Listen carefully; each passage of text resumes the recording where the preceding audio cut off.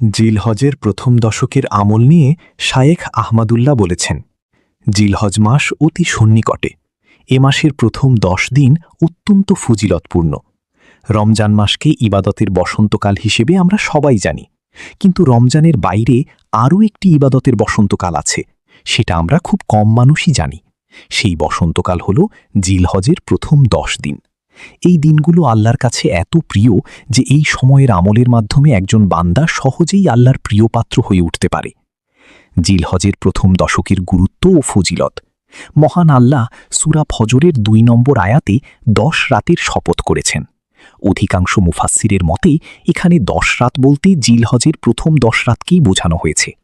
আর স্বয়ং আল্লাহ যখন কোনো ব্যাপারে শপথ করেন, সেটার গুরুত্ব যে কতখানি তার ব্যাখ্যা নিষ্প্রয়োজন। এছাড়া সূরা হজের 28 নম্বর আয়াতে আল্লাহ বলেছেন, তারা যেন আল্লাহর নাম স্মরণ করে নির্দিষ্ট দিনসমূহে। ইবনে আব্বাস রাদিয়াল্লাহু আনহু এই আয়াতের ব্যাখ্যায় বলেছেন, নির্দিষ্ট দিন বলে এখানে জিলহজের প্রথম দশককে বোঝানো হয়েছে। তাফসিরে ইবনে কাসির। রসুল সাল্লাল্লাহু আলাইহি ওয়াসাল্লাম এই দিনগুলোর শ্রেষ্ঠত্ব ঘোষণা করে বলেছেন, জিলহজ মাসের প্রথম 10 দিনের নেক আমল আল্লাহর কাছে যত প্রিয়, আর কোনো দিনের আমল তত প্রিয় নয়। সাহাবীগণ আল্লাহর পথে জিহাদের সঙ্গে এর তুলনা জানতে চাইলে তিনি বলেন, জিহাদও এর সমতুল্য নয়।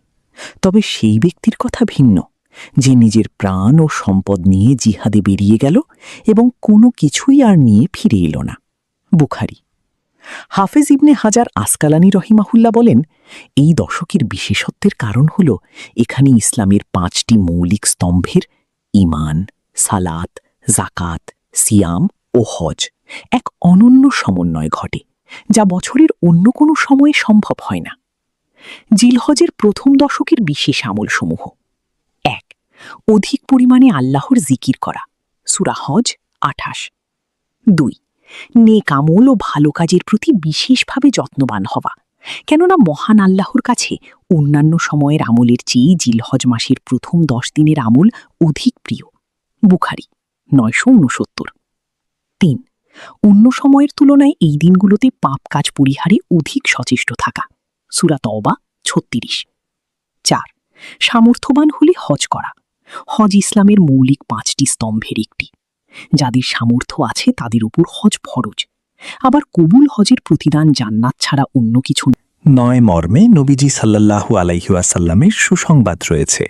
সূরা আলে ইমরান 97, তিরমিজি 810। 5. সামর্থ্য থাকলে কুরবানি করা। মহান আল্লাহ বলেন, তুমি নিজ প্রতিপালকের জন্য সালাত আদায় করো ও কুরবানি করো। সূরা কাউসার 2। 6. কোরবানি করতে ইচ্ছুক ব্যক্তির কোরবানি করার আগ পর্যন্ত নখ, চুল ও অবাঞ্ছিত লোম পরিষ্কার করা থেকে বিরত থাকা।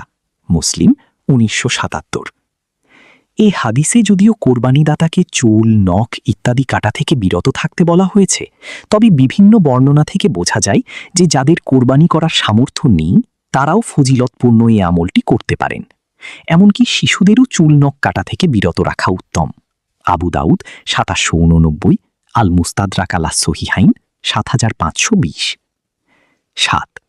অধিক পরিমাণে তাকবীর, তাহমিদ ও তাহলিল পাঠ করা, অর্থাৎ আল্লাহু আকবার, আল্লাহু আকবার, লা ইলাহা ইল্লাল্লাহু আল্লাহু আকবার, আল্লাহু আকবার ওয়া লিল্লাহিল হামদ পড়া। আব্দুল্লাহ ইবনে উমর রাদিয়াল্লাহু আনহু থেকে বর্ণিত, রসুল সাল্লাল্লাহু আলাইহি ওয়াসাল্লাম বলেন, আল্লাহর কাছে জিলহজের 10 দিনের আমলের চেয়ে শ্রেষ্ঠ ও প্রিয় আমল নেই। অতএব এই দিনগুলোতে তোমরা অধিক পরিমাণে তাকবীর, তাহমিদ ও তাহলিল পাঠ করো। আল মুজামুল কাবির 11116। 8. তাশরিকের দিনগুলোতে প্রত্যেক সালাতের শেষে বিশেষভাবে তাকাবীরে তাশরিক পাঠ করা, অর্থাৎ 9 জিলহজ ফজর থেকে 13 জিলহজ আসর পর্যন্ত প্রতি নামাজের পর একবার আল্লাহু আকবার, আল্লাহু আকবার, লা ইলাহা ইল্লাল্লাহু ওয়াল্লাহু আকবার, আল্লাহু আকবার ওয়ালিল্লাহিল হামদ পাঠ করা। মুসান্নাফে ইবনে আবি শাইবা 5631। 9. প্রথম 9 দিন সিয়াম পালন করা। কোনো কোনো বর্ণনায় জিলহজের প্রথম 9 দিনই সিয়াম পালনের নির্দেশনা পাওয়া যায়। 10.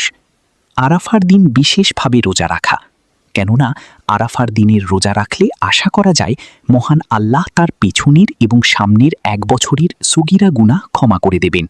মুসলিম 1162। 11 ঈদের দিনের সুন্নাহসমূহ পালন করা।